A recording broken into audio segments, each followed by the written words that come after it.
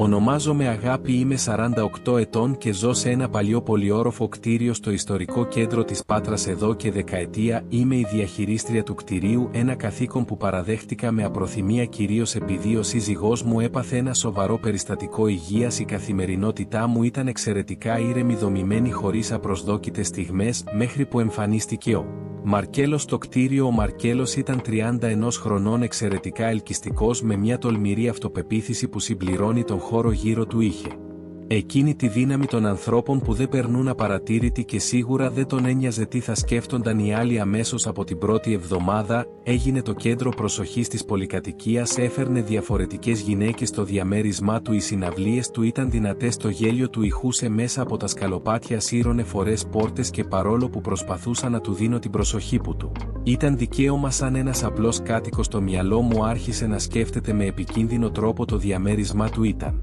το πιο ενεργό κομμάτι του κτιρίου, κάθε βράδυ η ίδια σενάρια, γέλια, βήματα, μετακινήσεις προς τα πίσω, κλείσιμο πορτών και στη συνέχεια εκείνο το χαρακτηριστικό κρεβάτι του που έκανε τον ήχο του γνωστό σε όλους, ακόμα και αν κανένας δεν τολμούσε να αναφέρει την πόρτα του ανοιγοκλίνονταν συνεχώς σαν καμινάδα, γυναίκες ερχόταν και έφευγαν κύματα, κάποιες έμεναν περισσότερο, κάποιες φεύγανε στη σιχυριά σαν να θέλανε να χάσουν το ίχνος τους, όμως όλες μοιράζονταν κάτι κοινό, μπαίνανε χαμογελώντας και βγαίνανε με έναν τρόπο που αποκάλυπτε τι τις περίμενε εκεί μέσα. Δεν υπήρχε σταθερότητα, δεν υπήρχε αφοσίωση. Ο Μαρκέλος ζούσε ελεύθερος και αυτό ενοχλούσε το Γιάννη, τον σύζυγό μου, τραγικά. Μια συγκεκριμένη νύχτα τα πράγματα ξεπέρασαν κάθε όριο, ήταν 2 και 3 λεπτά μετά τα μεσάνυχτα, όταν οι φωνές από το διαμέρισμα ήταν ακόμα πιο δυνατές και διαπεραστικές από το συνηθισμένο. Κορίτσια γέλαγαν δυνατά, ψιθυρίζανε διακοπές και μέσα στο χάος εκείνη η φωνή του Μαρκέλου, βαριά, μάλλον αδιάφορη, σαν να τον αφορούσε.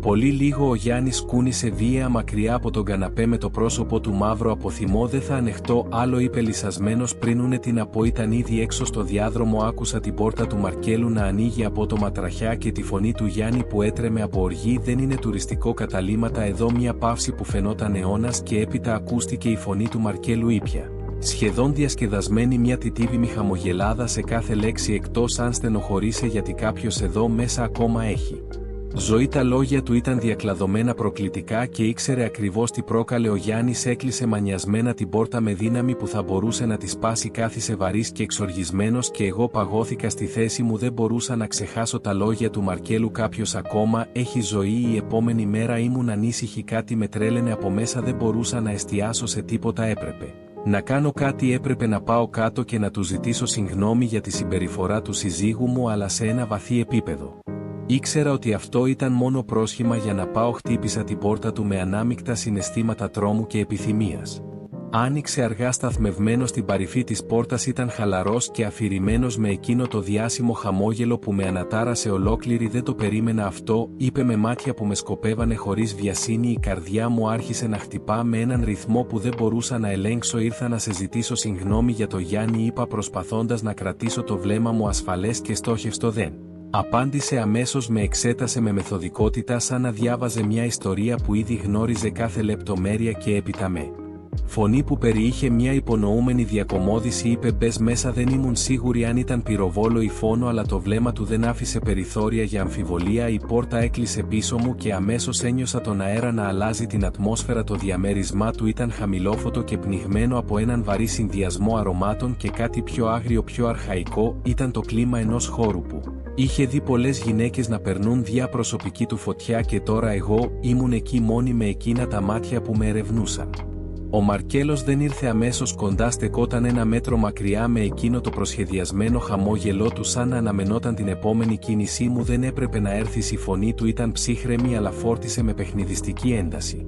Πλησίασε με έναν τρόπο που ήταν σχεδόν υπερέτερος, δεν με άγγιξε αλλά η παρουσία του ήταν τόσο αποπνικτική που δυσκολεύτηκα να αναπνεύσω. «Θες να μου πεις ότι δεν έχεις ποτέ αναρωτηθεί?» Το βλέμμα του ολιστούσε πάνω μου αργά, εξεταστικά. Δεν μπορούσα να αποδράσω γιατί κατάφερα να ψέλνω μόλις το χαμόγελό του σκλήρινε. «Για το τι συμβαίνει εδώ, για το τι κάνω με όλες αυτές τις γυναίκες, για το πώς νιώθεις να είσαι εδώ, όχι σαν διαχειρίστρια του κτηρίου αλλά σαν κάτι εντελώς διαφορετικό, κάτι πολύ πιο προσωπικό».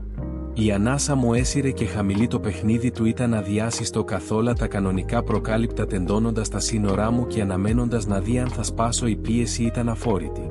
Ο Μαρκέλος δεν βιαζόταν καθόλου, δεν με άγγιξε πολύ περισσότερο από εκείνο το πρώτο χάδι, αλλά δεν χρειαζόταν περισσότερη επαφή. Το παιχνίδι του ήταν αρκετό, το χαμόγελό του ήταν όχι και τόσο αχάριστο, το βλέμμα του ήταν δυνατό και περιχαράκωτο αρκετό για να με κάμψει. Θες να μου πεις ότι ποτέ δεν σκέφτηκες κάτι τέτοιο? Η φωνή του ήταν χαμηλή, βραχνή, σχεδόν επικίνδυνη, σχεδόν υποτακτική. Ένα μέρος μου ήθελε να αρνηθεί, να πει όχι και να φύγει, αλλά εκείνος ήξερε ήδη την απάντηση, ήξερε ότι με ήξερε καλύτερα από ότι με ήξερα εγώ τον εαυτό μου. Στο μεταξύ ο Γιάννης δεν είπε σε ποτέ κάτι δυσμενές, συνεχίζει να με κοιτά σαν τη γυναίκα που πάντα γνώριζε πόσο θέλω να του πω, πόσο θέλω να εξομολογηθώ κάθε μέρα, αλλά η ψευδαίσθηση παρακολουθήθηκε τόσο καλά που καθώς έβγαινα αθόρυβα από το διαμέρισμα του Μαρκέλου, εκείνος με δράπευσε από τη θέση μου, από τον καρπό μου. Το βλέμμα του ήταν σκοτεινό και γεμάτο με υποσχέσεις ανεκπλήρωτες. Έμφασης ακόμα. Πιστεύεις ότι ήταν σφάλμα? Δεν απάντησα, δεν μπορούσα να απαντήσω, αλλά όταν τα χείλη του βρήκαν ξανά τα δικά μου, ένιωσα ότι δεν θα υπήρχε ποτέ αληθινό τέλος σε αυτό, θα συνεχιζόταν αρκετό καιρό, αρκετό τόσο καιρό όσο απλώς παρέμεινε μυστικό, όσο μόνο εμείς γνωρίζαμε την αλήθεια του.